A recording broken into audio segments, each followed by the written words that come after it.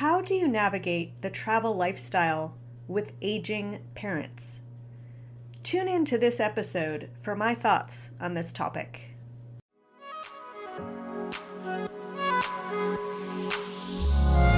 Welcome to the How to Travel Full-Time podcast. I'm your host, Heather Markell. If you're dreaming of full-time travel or moving abroad, but stuck at the emotional, financial, and logistical challenges, this podcast is for you.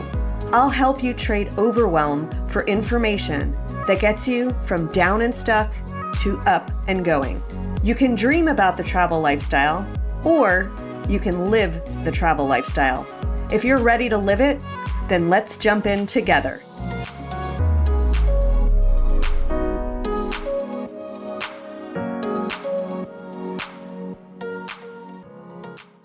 If you're starting full-time travel after 40 or after 50 years old, there's a good chance that at least one of your parents is aging to the point that they need more care. So, how do you live your travel dreams when one or both of your parents may need your help? This is a very subjective topic. There are so many factors to consider here. Like, do you have a close or a distant relationship with your parents? Do you have siblings you can share the work of looking after parents with? Will your parents stay at home or go into assisted living? Do they push you to live your life, or do they make you feel you should stay home and take care of them? The list goes on and on and on. Now, I can't tell you what to do, but I can point out some of the ways you can make the right decision for you. To do this, I would start by thinking about how do you want to remember your final years with your parents? There is no judgment here, but you may be receiving judgment from other people. This is probably going to be the biggest consideration as you figure out what to do, and it's not fun. I'd suggest developing your own way to allow other people to think what they want and still do what you feel is best for you. Because no matter what you do, someone is probably going to have a bad opinion of your choice. So the important thing is that you have a good opinion of yourself and one that you feel good about, that you can stand behind when you make your decision. If you decide that you want to travel full-time and not be caregivers, that is your choice. You may have support in that choice, or you may feel like it's a battle, but you have the right to that choice if that's the right choice for you. If you decide to be caregivers and forego travel, there will probably be people telling you not to give up your travel dreams, possibly even your parents. But again, if it's the right decision for you, you have the right to make it.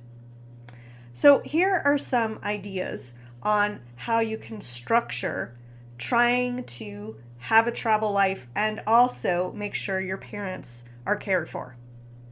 If you have siblings, and if you and they get along with you all get along with each other and you all get along with your parents, because we know in this day and age, there are so many broken and blended families.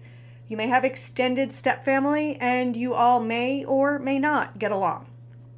So if you do have any siblings that you're closer to, talk to them about whether you can make a plan when the time comes where each of you trade off taking care of your parents. So maybe you choose a period of months or weeks and kind of have a rotating plan in place. And this can help you plan travel around whatever your time commitment is with your siblings. So, if you trade off every few months, then you can travel for a few months, come back, etc. Now, I've met full-time travelers whose siblings live near to their parents, so those siblings happily do most of the work. I've met other full-time travelers who traveled for a while and then came back and took on care duties for a while until they went back out traveling. If you're an only child and you want to take care of your parents personally, work out when you would start doing that.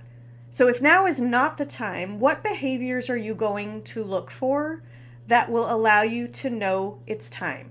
So think about, is it memory loss, mobility issues, like what kinds of things will you be on the lookout for so that you can confidently say, I'm okay to travel now because these behaviors aren't happening.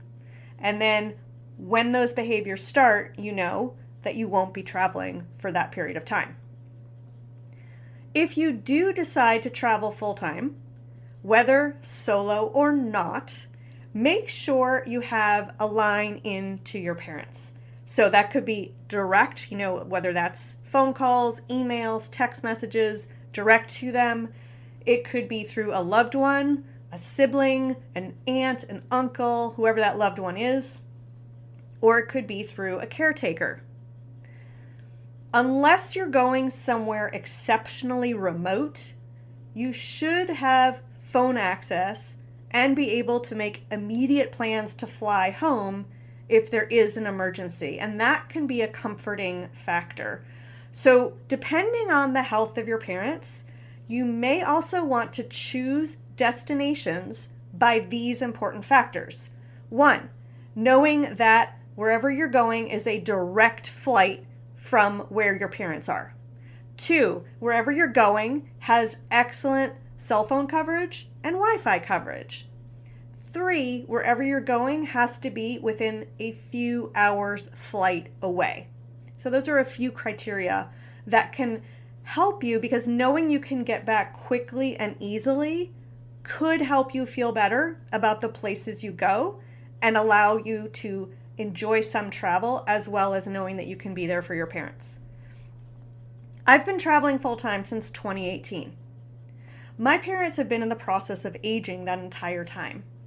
While I was marooned in New Zealand, my stepdad got sick, and I ultimately made it home 2 weeks before he passed away.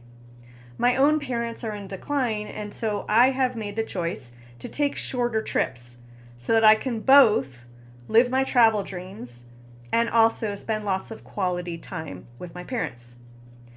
With my mom, I lived with her and took care of her for several months on my own until we both realized I could not adequately manage her care by myself.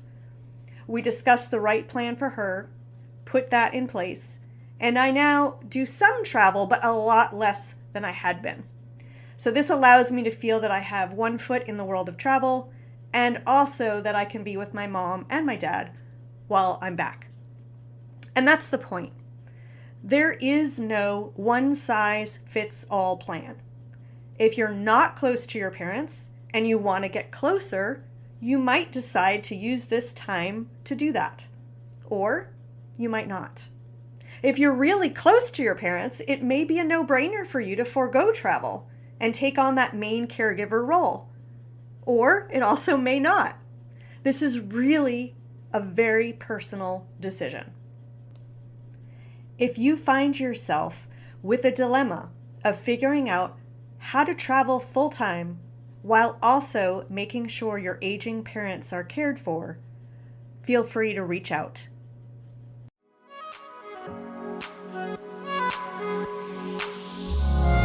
Thanks so much for listening to the How to Travel Full-Time podcast.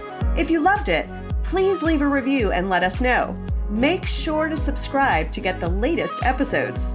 Check out the show notes for important resources related to this episode, and come visit us at travellifestylecoach.com to learn more great information.